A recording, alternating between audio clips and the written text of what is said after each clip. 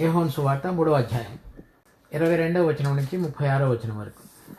అటు తరువాత యేసు తన శిష్యులతో కూడా యూదయ దేశమునకు వచ్చి అక్కడ వారితో కాలం గడుపుచూ బాప్తిజం ఇచ్చుచుండెను. సలీము దగ్గరనున్న ఐనో అను స్థలమున నీళ్లు విస్తారముగా ఉండిన కనుక యోహాను కూడా అక్కడ బాప్తిజం ఇచ్చుచూ ఉండెను. జనులు వచ్చి బాప్తిజము పొందిరి. యోహాను ఇంకనూ చెరసాలలో వేయబడి ఉండలేదు. శుద్ధీకరణ ఆచారమును గూర్చి యోహాను శిష్యులకు ఒక యూదునితో వివాదం పుట్టెను. కనుక వారు యోహాను వద్దకు వచ్చి, బోధకుడా, ఎవడు యోర్దానుకు అవతల నీతో కూడా ఉండెనో నువ్వు ఎవరిని గురించి సాక్ష్యం ఇడుగో, ఆయన బాప్తిజం ఇచ్చుచున్నాడు, అందరూ ఆయన ఎందుకు వచ్చుచున్నారని అతనితో చెప్పారు.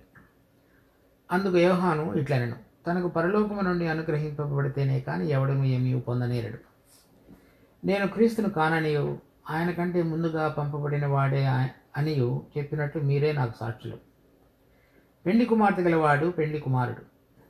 అయితే నిలువబడి పెండ్లి కుమారుని స్వరము విని స్నేహితుడు ఆ పెండ్లి కుమారుని స్వరము విని మిక్కిలి సంతోషించును. ఈయన సంతోషము పరిపూర్ణమైనది. ఆయన హెచ్చవలసినది, నేను తగ్గవలసినది. పైనుండి వచ్చేవాడు అందరికీ పైగా ఉన్నవాడు, భూమి నుండి వచ్చేవాడు భూ సంబంధమైన సంగతులను గురించి మాట్లాడను. పరలోకము నుండి వచ్చేవాడు అందరికీ పైగా ఉండి తాను కన్నవాటిని గురించి విన్నవాటిని గురించి సాక్ష్యం ఇచ్చును. ఆయన సాక్ష్యము ఎవడనూ అంగీకరింపడు. ఆయన సాక్ష్యము అంగీకరించిన వాడు దేవుడు సత్యవంతుడు అనే మాటకు ముద్ర వేసినాడు. ఎలయనగా దేవుడు తాను పంపిన వానికి కొలత లేకుండా ఆత్మ అనుగ్రహించును గనుక ఆయన దేవుని మాటలే పలుకును. తండ్రి కుమారుని ప్రేమించుతున్నాడు కనుక ఆయన చేతికి సమస్తమును అప్పగించున్నాడు. కుమారుని యందు విశ్వాసముంచువాడే నిత్య జీవము గలవాడు. కుమారునికి విధేయుడు కానివాడు జీవము చూడడు, కానీ దేవుని ఉగ్రత వాని మీద నిలిచుండును. ఇక్కడ మనం చదివినటువంటి వచనాల్లో 2 విషయాలు ఉన్నాయి. ఒకటి, యోర్దానుకు అవతల పక్కన 26వ వచనంలో యోహాను వద్దకు వచ్చి, బోధకుడా, ఎవడు యోర్దానుకు అవతల నీతో కూడా ఉండెనో నీవెవరిని గురించి సాక్ష్యం ఇచ్చితివో ఇదిగో ఆయన బాప్తిజం ఇచ్చుచున్నాడు కనుక అందరూ ఆయన ఎందుకు వచ్చుతున్నారని అతనితో చెప్పారు. అంటే అనేక మంది ఇప్పుడు ప్రభు అయిన యేసుక్రీస్తు దగ్గరికి వెళ్తున్నారనే విషయాన్ని యోహాను యొక్క శిష్యులు బాప్తిజం ఇచ్చి యోహాను దగ్గరకు తీసుకొచ్చి మాట్లాడుతున్నారు. అప్పుడు బాప్తిజం ఇచ్చి యోహాను ప్రభువుని గురించి ఈ విధంగా మాట్లాడుతున్నాడు 27వ వచనం నుంచి. అందుకు యోహాను ఇట్లనెను, తనకు పరలోకము నుండి అనుగ్రహింపబడితేనే కానీ ఎవడను ఏమీ పొందనేరడు. కనుక ఎవరైనా ఏదైనా చేస్తున్నారు అంటే అది దేవుడికి వారికి అనుగ్రహిస్తేనే కానీ వాళ్ళు ఏమీ చేయలేరు. అది పరలోకం నుండి అప్పగింపబడితే ఇవ్వబడితేనే కానీ. నేను క్రీస్తును కాననియు ఆయన కంటే ముందుగా పంపబడిన వాడనే అనియు చెప్పినట్లు మీరే నాకు సాక్షులు. కనుక నేను క్రీస్తును అని నేను చెప్పినట్లుగా కానీ లేక నేను వేరే ఇంకా ఎవరైనా అని కానీ నేను చెప్పలేదు. దానికి మీరు నాకు సాక్షులు, మీరు విన్నారన్నమాట. 29లో పెండ్లి కుమార్తె గలవాడు పెండ్లి కుమారుడు. అయితే నిలువబడి పెండ్లి కుమారుని స్వరము వినడి స్నేహితుడు ఆ పెండ్లి కుమారుని స్వరము విని మిక్కిలి సంతోషించును. ఈ నా సంతోషము పరిపూర్ణమైనది. కనుక ఎవరైతే యోర్దానికి అవతల బాప్తిజం ఇస్తున్నాడో అతను పరలోకం నుండి పొందిన సందేశ ప్రకారంగా చేస్తున్నాడు. తర్వాత పెండ్లి కుమార్తె గలవాడు పెండ్లి కుమారుడు అనగా ప్రభువును పెండ్లి కుమారునితో పోల్చాడు. రాబోయే దినాలలో పెండ్లి కుమార్తె ఏ విధంగా సిద్ధపరచబడుతున్నది అనేటువంటిది సంఘం అనే దాని గురించి మనం అనుకోవాలి. తర్వాత అతను ఏం చెప్తున్నాడంటే అతడు పెండ్లి కుమార్తెలో కూడా భాగం కాదు అని. అతడు పెండ్లి కుమారుని యొక్క స్నేహితుడు మాత్రమే. ఎందుకంటే ఆ తరం అక్కడితో ఆగిపోతుందని. నేను పెండ్లి కుమారుని యొక్క స్నేహితుడిని. పెండ్లి కుమారుని యొక్క స్నేహితుడు అతని స్వరాన్ని విని సంతోషిస్తాడు.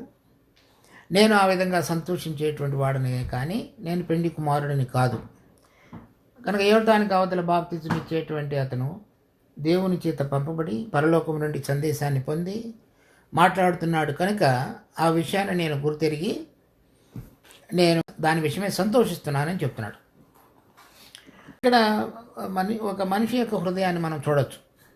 ఎవరైనా ఇప్పుడు ఒక పరిచర్య జరిగిస్తున్నప్పుడు ఇతని దగ్గర ఉన్నటువంటి శిష్యులు, ఇప్పుడు ఆంద్రేయ, తర్వాత అతనితో పాటుగా ఉన్నటువంటి ఫిలిప్, ఇద్దరు శిష్యులు అతన్ని విడిచిపెట్టి వెళ్ళిపోయారు, యోహాన్ని. అలా ఇంకా కొంతమంది వెళ్ళిపోయారు.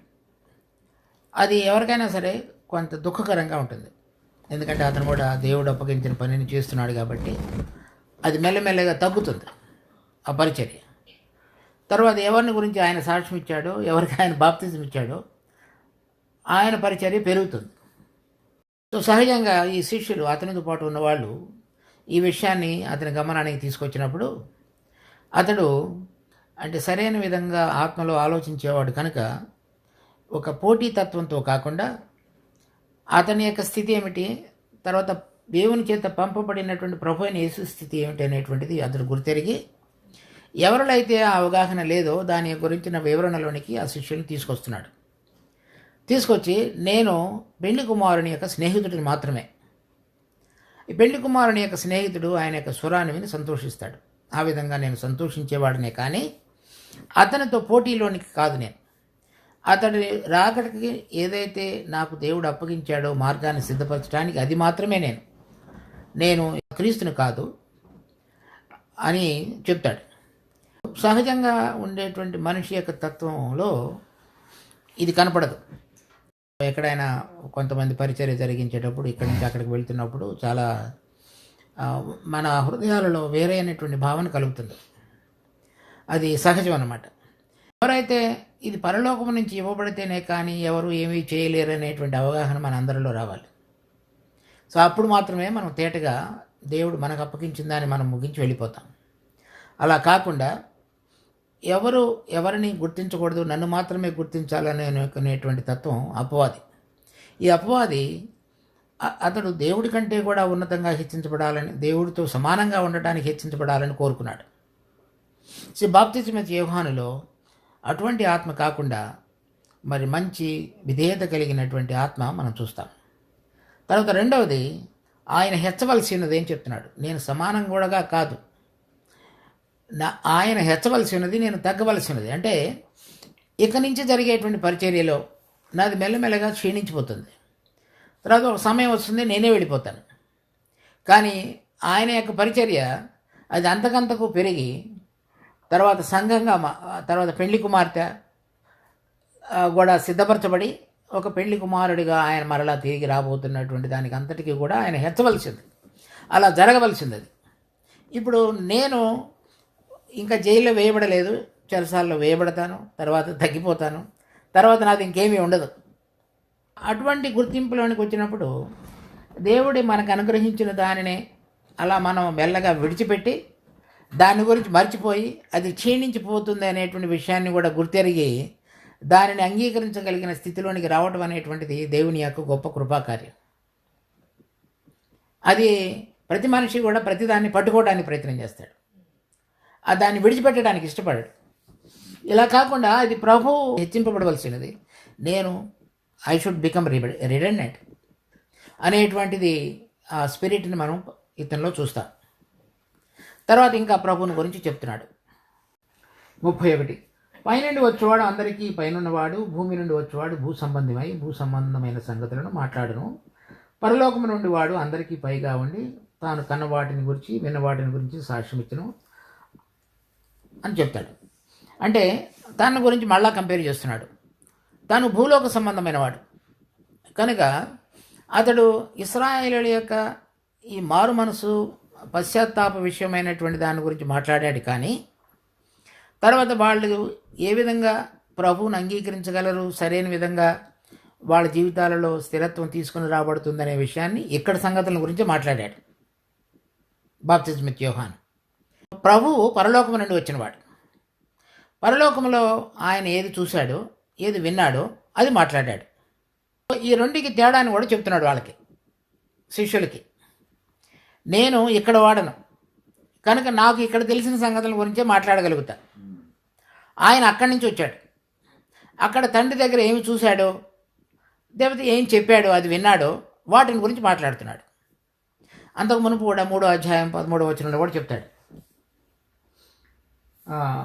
13వ వచనంలో, మరియు పరలోకము నుండి దిగి వచ్చిన వాడే, అనగా పరలోకములో ఉండి మనిషి కుమారుడే తప్ప పరలోకమునికి ఎక్కిపోయిన వాడు ఎవడనూ లేడు. కనుక బాప్తిస్మ యోహాను ప్రభువులో ఉన్నటువంటి ఇంకొక విశిష్టతను గుర్తించింది ఏంటంటే, ప్రభు పరలోకం నుండి వచ్చిన వాడు అని. ఆయన అక్కడ నుండి వచ్చినవాడు కనుక అక్కడ ఉన్నటువంటి చూసిన సంగతులు, వినిన సంగతుల గురించి మేము చెప్తున్నామని చెప్తున్నాడు. అతని యొక్క పరిచర్యలో ఉన్నటువంటి వ్యత్యాసాన్ని కూడా శిష్యులకు చూపిస్తున్నాడు. నేను ఇక్కడ వాడను, ఇక్కడున్న సంగతుల గురించే నేను మాట్లాడగలుగుతా. ప్రభు అక్కడ వాడు, అక్కడి నుంచి వచ్చాడు. అక్కడ తండ్రి దగ్గర ఏమి చూశాడో విన్నాడో వాటిని గురించి చెప్తాడు. కనుక నేను దాన్ని అంగీకరించాలి, అది మీరు కూడా అంగీకరించాలని చెప్తున్నాడు. తర్వాత ఆయన చెప్తున్నాడు, విన్న వాటిని గురించి సాక్ష్యం ఇచ్చును, ఆయన సాక్ష్యమును ఎవడో అంగీకరింపడు. ఎందుకంటే అవి పరలోకంలో ఉన్న సంగతులు కదా. భూలోకంలో ఉన్నటువంటి సంగతులు, భూలోక సంబంధి అయిన మనుషుడు పరలోకంలో ఉన్న విషయాలను గ్రహించలేడు. ఇక్కడ చూడండి 3వ అధ్యాయంలోనే 11వ వచనం, మేము ఎరిగిన సంగతియే చెబుతున్నాము, చూచిన దానికే సాక్ష్యం ఇచ్చుచున్నాము, మా సాక్ష్యము మీరు అంగీకరింపరని నీతో నిశ్చయముగా చెప్తున్నాను.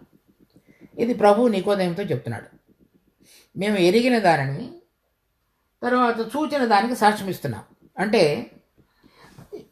ప్రభు పరలోకం నుండి వచ్చినవాడు, దేవుడు మనిషిలో ఉన్నటువంటి ఒక ఆత్మని, మనుషుని యొక్క ఆత్మని దేవుని ఆత్మ ద్వారా ఏ విధంగా వెలిగిస్తాడో, దాన్ని కదిలించి జీవంలోనికి తీసుకుని రాగలుగుతాడో అనే విషయాన్ని అది మేము చూసాం. అంటే దేవుని యొక్క కార్యం, దాని గురించి మేము మాట్లాడుతున్నాం. అది భూలోకంలో ఎలా జరుగుతుందో అనేటువంటిది నేను నీకు చెప్తున్నా, కానీ నువ్వు నమ్మవది. ఎందుకని నమ్మవు అంటే 12వ వచనం, భూ సంబంధమైన సంగతులను నేను మీతో చెప్తే మీరు నమ్మకున్నప్పుడు పరలోక సంబంధమైనవి మీతో చెప్పినట్లు ఎలాగ నమ్ముదురు? అవి పరలోక సంబంధమైన విషయాలు. అంటే పరలోకం నుంచి పైనుంచి కొత్తగా ఆత్మ వచ్చి మనిషిలో ఉన్నటువంటి ఆత్మను జీవింపచేసి దేవునితో సంబంధంలోని తీసుకుని వచ్చి అక్కడ సంగతులు చూడగలిగేటట్లుగా చేయటం. ఒకడు కొత్తగా జన్మించితే కానీ దేవుని రాజ్యమును చూడలేడు, అంటే అక్కడ ఉన్నటువంటి సంగతులను చూడలేడని అర్థం. లేకపోతే దేవుడి యొక్క అధికారాన్ని గుర్తెరగలేడని అర్థం. లేకపోతే దేవుడి స్వభావాన్ని, విశిష్టతను తెలుసుకోలేడని అర్థం. అది నూతన జన్మ, దాని గురించి మేము మాట్లాడుతున్నప్పుడు మీరు అంగీకరించలేదు. ఎందుకంటే అది పైనుంచి ఎలా జరుగుతుంది అనేటువంటిది భూలోక సంబంధంగా జ్ఞానయుక్తంగా ఆలోచించినప్పుడు దట్ ఈజ్ ఇంపాసిబుల్ అనిపిస్తుంది. అందుకని మీరు సాక్ష్యం నమ్మరు. అదే విషయాన్ని ప్రభు ఏదైతే చెప్పాడో బాప్తిజం ఇచ్చే యోహాను కూడా చెప్తున్నాడు. ఆయన పరలోకంలో నుండి వచ్చినవాడు, పైనుండి వచ్చినవాడు, అక్కడ విన్న వాటిని కన్న వాటిని గురించి సాక్ష్యం ఇచ్చను, ఆయన సాక్ష్యంను మీరు అంగీకరించరు. ఇతను అంగీకరించాడు బాప్తిజం ఇచ్చే యోహాను. 33, ఆయన సాక్ష్యం అంగీకరించిన వాడు దేవుడు సత్యవంతుడని మాటకు ముద్ర వేసినాడు. అది ఎవరైనా సరే ప్రభు అయిన యేసుక్రీస్తు చెప్పినప్పుడు ఈ పైనుండి క్రొత్తగా జన్మించుట, ఆత్మ ద్వారా జన్మించుట అనే విషయాన్ని, గాలి తనకు ఇష్టమైన చోటును విసురును అని చెప్పిన విషయాన్ని నమ్మి ఆ తాకిడిలోనికి వచ్చినటువంటి వాళ్ళు, ఆ విషయాన్ని నమ్మిన వాళ్ళు దేవుడు సత్యవంతుడు అనే మాటకు ముద్ర వేశారని చెప్తున్నాడు. అంటే ఈ దేవుడు నాలో ఉన్నటువంటి ఆత్మను వెలిగించి నాతో సంబంధంలోనికి తీసుకుని వచ్చి ఆయన నాతో కలిగిన సంబంధాన్ని స్థిరపరిచినటువంటి వాడు అనే దానికి ముద్ర వేశాడని చెప్తున్నాడు. నూతనంగా జన్మించడం అనే దాంట్లో ఇదంతా త్యాగం ఉంది. అది అంటే దుఃఖకరమైన విషయం ఏంటంటే ఇది సరైన విధంగా తెలియపరచబడకపోవటం, అనేక మందికి గ్రహింపు లేకపోవటం చేత, అక్కడున్న సంగతులను గ్రహించగలిగినటువంటి స్థితిలోనికి తీసుకొని రాలేకపోవటం చేత ఇతను చెప్తున్నాడు క్లియర్గా, భూలోక సంబంధమైన వాడు ఇక్కడ సంగతులను మాట్లాడను, పైనుండి వచ్చిన వాడు అక్కడ సంగతులు మాట్లాడను. ఆత్మ మన మీద కనుక నిలబడి ఉంటే మనం ఎప్పుడు కూడా అక్కడ సంగతులు మాట్లాడాలి, అది గుర్తు. ఎప్పుడైతే ఇక్కడున్న సంగతుల గురించి మాట్లాడుతుంటారో అప్పుడు మనం అక్కడ ఉన్నటువంటి వాటి కొరకు మనం సిద్ధపరచబడలేము. అంటే మనం కనుక ఆ సాక్ష్యాన్ని అంగీకరించితే, పైన నుంచి ఆయన చెప్పబడిన మాటలు, చూసిన మాటలు, విన్న మాటలు కనుక అంగీకరించగలిగినట్లయితే దేవుడు సత్యవంతుడు అనే మాటకు ముద్ర వేసి ఉన్నారు. అంటే దేవుడు మనతో కలిగిన సంబంధాన్ని స్థిరపరిచిన వాడని. 34, ఏలయనగా దేవుడు తాను పంపిన వానికి కొలత లేకుండా ఆత్మ అనుగ్రహించును కనుక ఆయన దేవుని మాటలే పలుకును. ప్రభు అయిన యేసుక్రీస్తుకు తండ్రి కొలత లేకుండా ఆత్మ అనుగ్రహిస్తాడు. ఈ ఆత్మ అనేటువంటిది ఇక్కడ క్యాపిటల్ లెటర్స్లో చూపించాడు, ఇంగ్లీష్లో కానీ తెలుగులో కానీ. కనుక ఆయన దేవుని మాటలే పలుకును. తండ్రి కుమారుని ప్రేమించుచున్నాడు కనుక ఆయన చేతికి సమస్తమును అప్పగించున్నాడు. కుమారుని యందు విశ్వాసం ఉంచువాడే నిత్య జీవము గలవాడు. కుమారునికి విధేయుడు కాని వాడు జీవము చూడడు కానీ దేవుని ఉగ్రత వాని మీద నిలిచుండడు. ఎవరైతే విశ్వాసం ఉంచుతారో వారు నిత్య జీవం కలిగిన వారు. ఈ నిత్య జీవం అనేది మళ్ళీ మాటి మాటికి అదే అన్నమాట అర్థం. అది దేవుని యొక్క జీవమయండి, దేవుని యొక్క స్వభావంలోనికి మనుషులను నడిపించేటువంటిది. తర్వాత దేవునితో సంబంధంలోనికి తీసుకొచ్చేటువంటిది, దేవునితో సహవాసంలోనికి తీసుకొచ్చేటువంటిది ఆ జీవం. అది లేకుండా, లేక ఒకవేళ అది మనం కలిగి ఉన్నామనుకుంటే ఆ స్వభావంలోనికి మార్పు రావడానికి, దానిలో మనం జీవించగలగటానికి పనికి రాగలిగినటువంటిది. అది లేకుండా మనం ఆయనతోటి సంబంధం కలిగి ఉండలేము. ఎవరైనా కనుక విశ్వాసం ఉంచితే నిత్య జీవం కలిగివాడు, కుమారునికి విధేయుడు కానివాడు జీవం చూడడు. అంటే విశ్వసించకుండా ఉన్నవాళ్ళు కానీ, విశ్వసించిన తర్వాత విధేయులు కాకుండా ఉన్నవాళ్ళు కానీ, ఒబీడియన్స్ లేని వాళ్ళైతే ఆ జీవం మనలో పనిచేయటం అనేటువంటిది చూడరు. కానీ దేవుని ఉగ్రత వారి మీద నిల్చోడరు.